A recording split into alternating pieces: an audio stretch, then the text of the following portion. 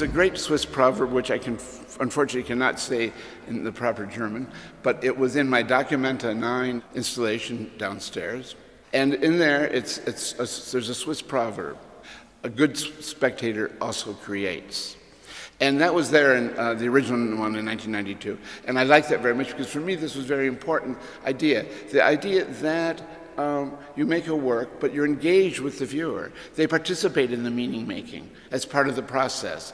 Without that, we are put in the role of being passive consumers of culture. And our whole political life of art is a very special and it's a very subtle one. And when it's not subtle, the art collapses under the politics. So it's a very delicate, I think, interplay between the political meaning of a work and the cultural value of a work.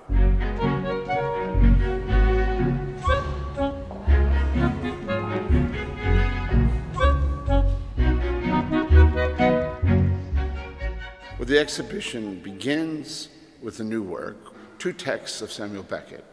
One is Waiting for Godot, and the other is Text for Nothing. Waiting for Godot was inspired by a painting of Caspar David Friedrich called Two Men Looking at the Moon. Caspar David Friedrich did three paintings, and no one ever knew which one of those three paintings inspired Beckett. And here in Zurich is the most recent painting, and I reproduced these paintings achromatically and in a very particular way.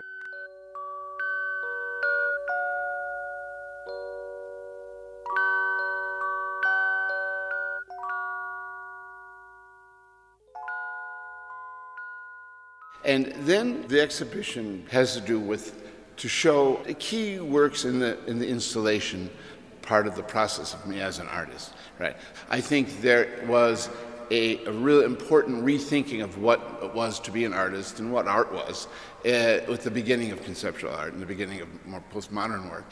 And what conceptual art did, by doing so, it opened it up. That when you began to talk about art in terms of ideas, gender no longer being important, the internalized model of the artist, the expressionist, Christ-like shaman that expressionism loves, well, and that is also the same model of the artist that kept women from being taken seriously as artists.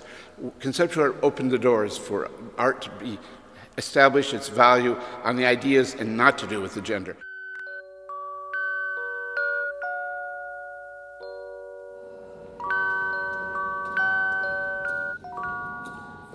The issues were about meaning making, about signification, not about the limits of a medium, not about painting or sculpture.